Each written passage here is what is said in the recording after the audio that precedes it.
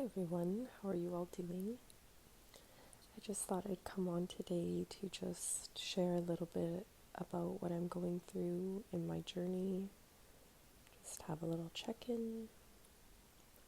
So Mercury Retrograde just started, I think 2 days ago now, maybe 3, on the 7th.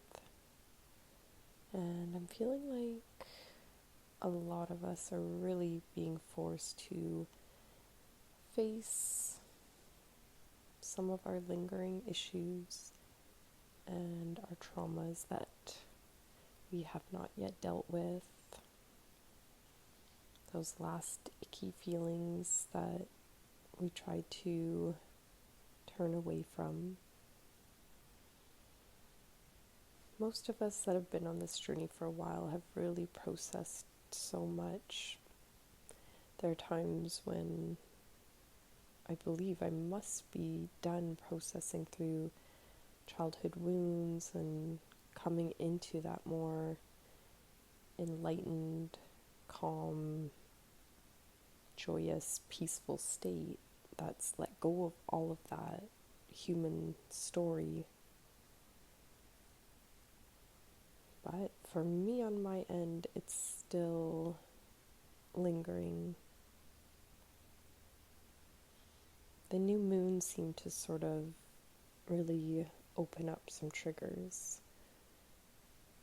And then now, since then, I've just been going further and further into my wounds, into areas where I lack self-love, self-worth. Sort of the story that I've come to believe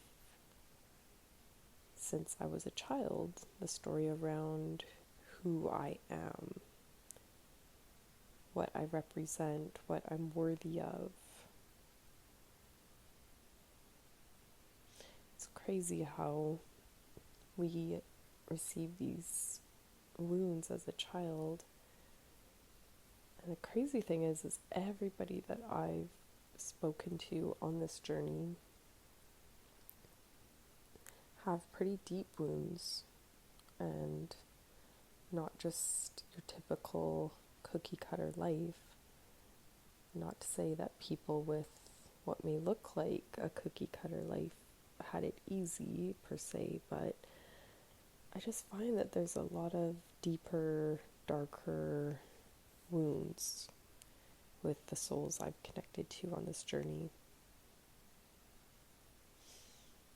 For example, there could be abuse, whether verbally, physically.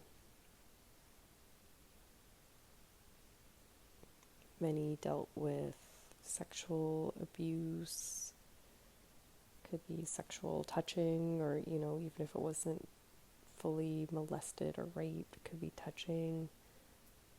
And it's like I'm being told I'm meant to even just say these things right now, because now is the time to let those triggers come through. And normally I wouldn't even want to say this to you, because I wouldn't want to bring up that hurt or that wounding.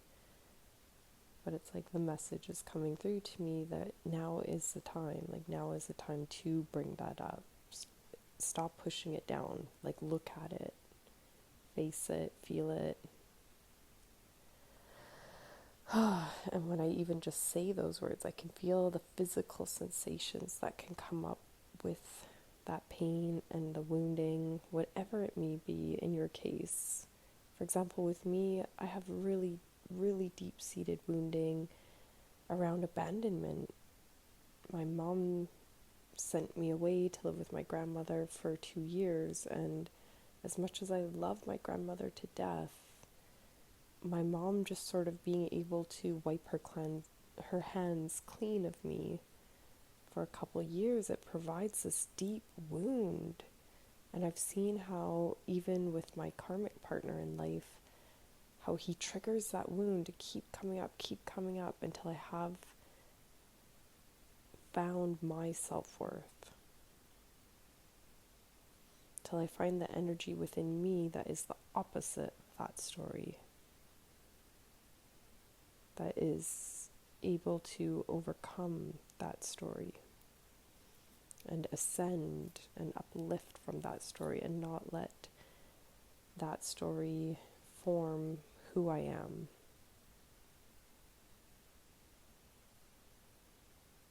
So what I found in my journey is that my karmic partner would really just like dig a knife into that wound over and over and over again. He was very easy to be triggered by, because he could just detach from me very easily, and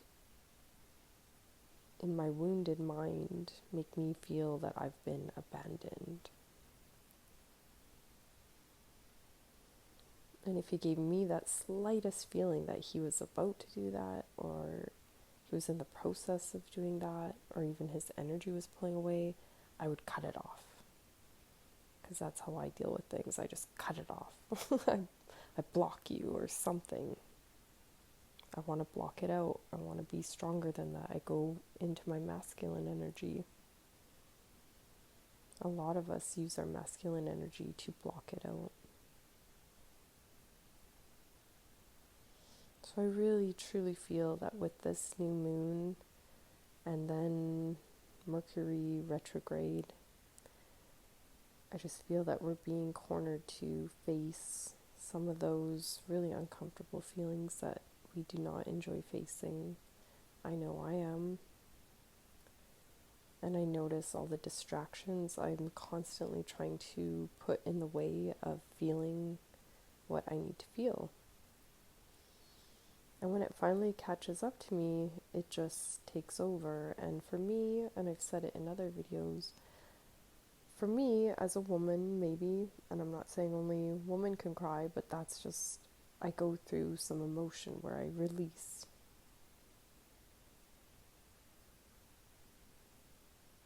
I found for me, I just need to let it out. Other people might let it out in other ways, maybe through physical exercise, or pushing yourself physically to get to just sort of that breaking point where you're pushing the energies through you physically. Some people just need to talk through it. Some people need to go into a reflective state, get away from it all, get away from distraction.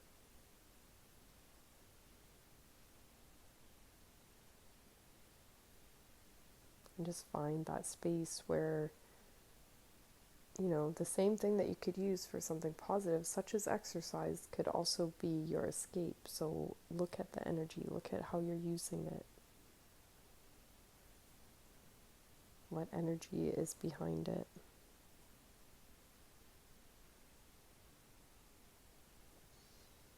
So when you get into that state where you can face this energy head on, as uncomfortable as it is, I think some people think it's just better to live life and just keep plugging along, don't worry about it. But I truly believe that we are meant to face it until we can look at it without very much emotional response. I feel like when you can look at things without such an emotional response anymore, the crying, the knots in your stomach, the nervousness, the uncomfortable feelings, the more we get to that point that we've embraced what it was, what it taught us, why it was there, gratitude that we made it through, whatever that was, gratitude for what is different now in our lives.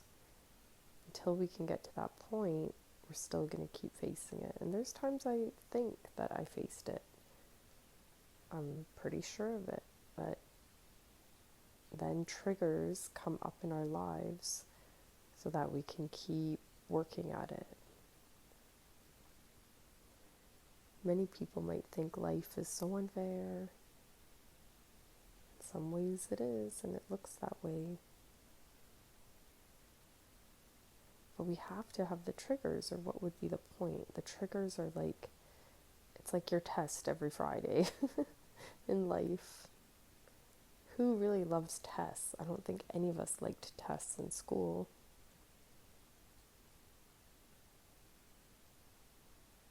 But the more you can stay calm and focused and just look at the test right in the eye with sort of splendor and wonder, the less dreadful the test will be. And the more you just start breezing right through, the more you get into your flow, the more you ascend from all of these lower form energies that we've been going through probably many incarnations to purify.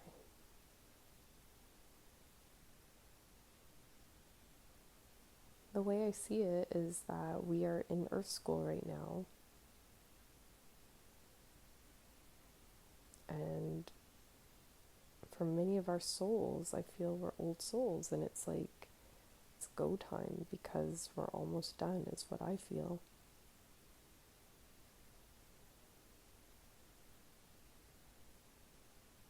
So we're really, really being pushed.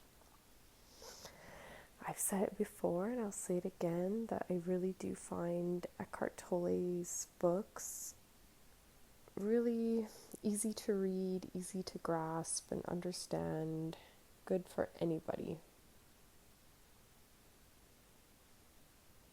I really like them as a starting point because in a way, as basic as they are, they're very deep too, and really just describing how Eckhart got to that place of enlightenment. And there's a lot of people that can say, oh, he's a scam or this or that. If he doesn't resonate with you, then that's okay. He doesn't resonate. But for me, I don't see him as a scam. I truly see him as a beautiful, good soul who is sharing his journey with as many people who are here to listen, and look at how beautiful that energy is.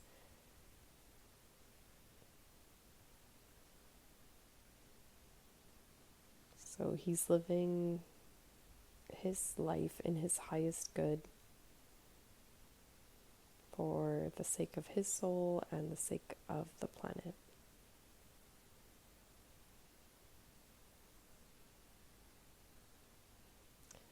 So still we keep going towards balance, towards balancing our masculine with our feminine energies. Being able to come into your feminine side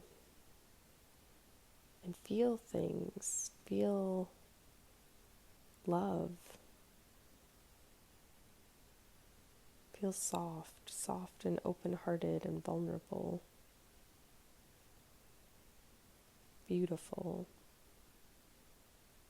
caring, nurturing, understanding, loving, just loving, while still honoring your masculine energy, that which is focused, determined, strong, ready to push forward, encouraging,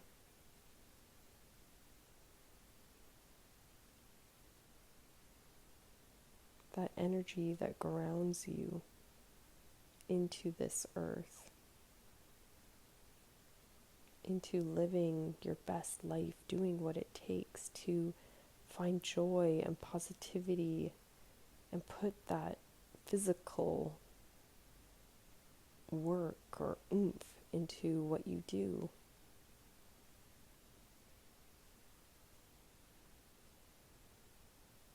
I really, truly am getting the message, and I know it's very clear for many, that you must balance your masculine with your feminine energy in order to get to that awakening point.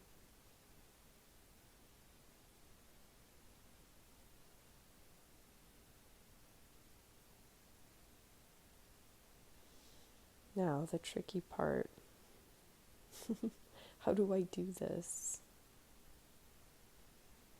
And in reality, just be understanding of yourself, but just face yourself. Be honest with yourself. Face reality. Feel into things. Look into yourself. Why are you doing this? Get yourself out of denial. Are you being vulnerable? Are you being open-hearted? Are you speaking from your ego? But at the same time, are you being logical? Are you surviving this life on a physical level even? Are you in your flow of abundance and self-worth, self-love?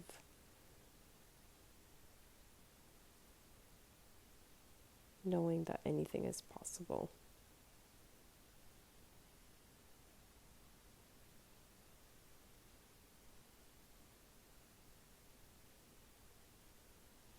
So find that joy.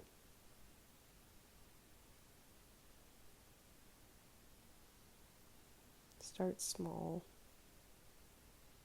You don't have to have it all figured out. Be vulnerable.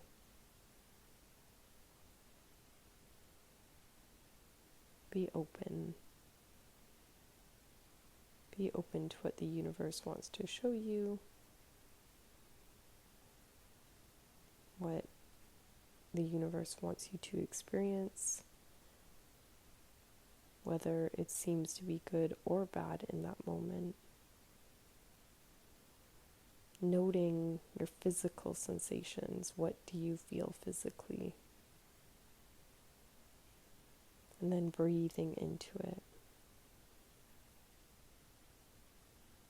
Calming the body and the mind to flow with what is dealt to you in your life.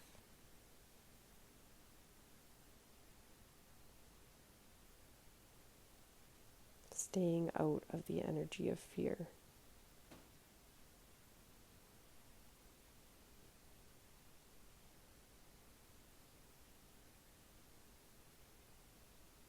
The word that keeps coming is vulnerability, vulnerability.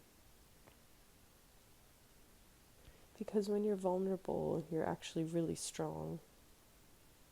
So when you're vulnerable, you're soft and open like the feminine, but yet you're so strong and logical and you're masculine.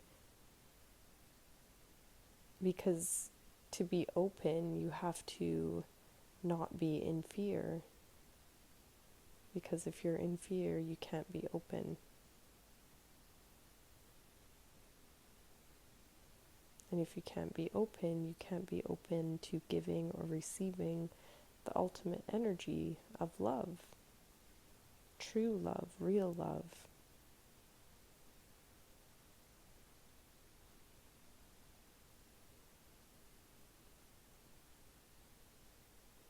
So meditate on that word if you can. Write down what it means to you, vulnerability. Look at your life and ask if you're being vulnerable. Be vulnerable to even try new things. To say what you really mean to someone or say what you really think. Take the risk. If you think about it, humans really admire vulnerability. It's very much rewarded in our society. Look at actors, look at singers. People who are willing to be vulnerable in front of people. Even to run for president, you have to be so vulnerable because only one of the candidates is going to win.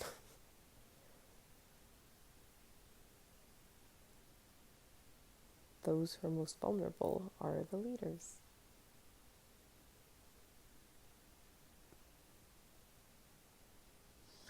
So that's what I'm going to leave you with. I'm just going to send you some deep heart healing. Just taking in a deep breath, holding it in. Imagine golden light coming in through your chest, into the center of your chest, in through to your heart center, your heart chakra. Releasing, letting go, allowing this energy to flow into your heart, and breathing in again. Nice and deep, yet comfortable. Feeling the warmth in your heart chakra, in your heart center, healing your wounds.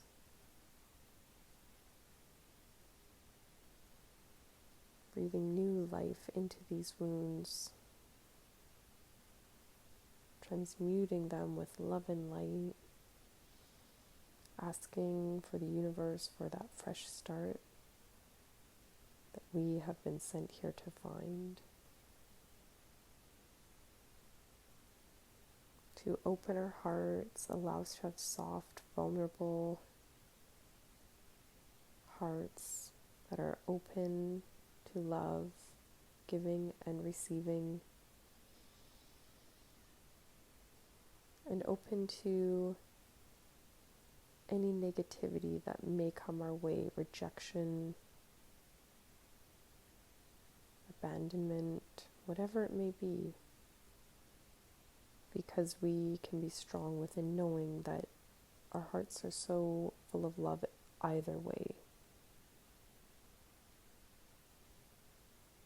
That we are safe to be vulnerable. Because we are fine either way. We are safe either way.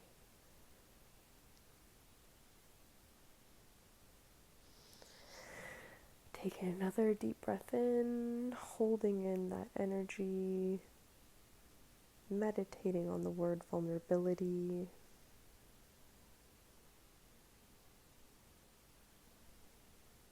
Reflecting on that feeling of a soft yet strong heart.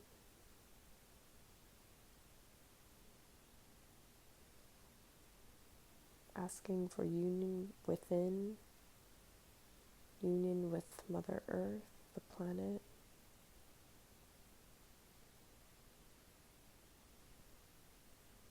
Asking to be filled with only love and light.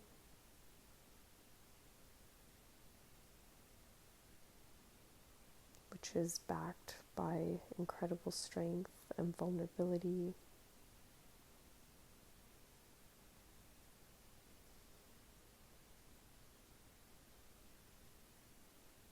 And asking for the strength to fulfill our life's mission, whatever that may be. One more deep breath, calming deep breath, as deep as is comfortable, holding and release.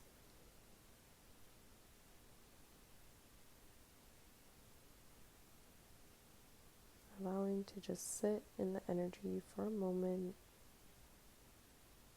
while energy flows through you, coming down through your crown chakra, all the way through your energetic body, through your center, through your aura, cleansing, balancing, realigning,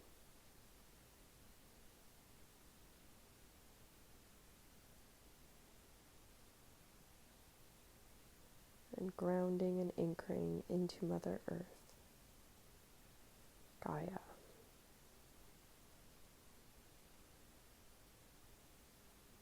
Our home and current Earth school.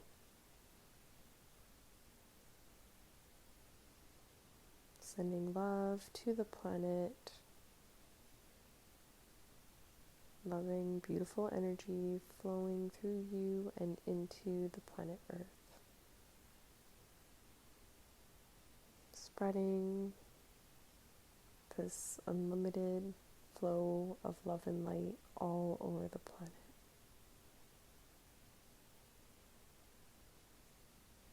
Circling Mother Earth with love. And tons and tons and tons of bright light.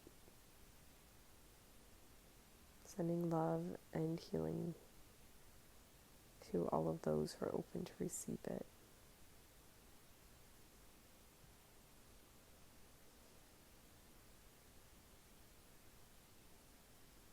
And to all of those who need it.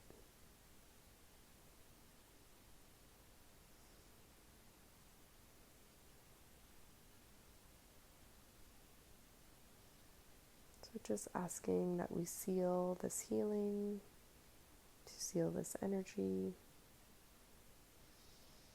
to remember this blissful state, calm state, and allow us to walk through life in a constant flow of that state of being. Sending you all love and light.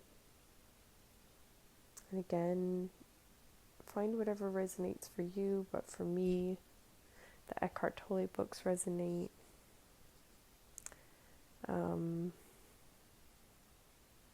But you can always see, maybe there's something else that resonates with you. Please feel free to share what has resonated for you, if you'd like to, in the comments below.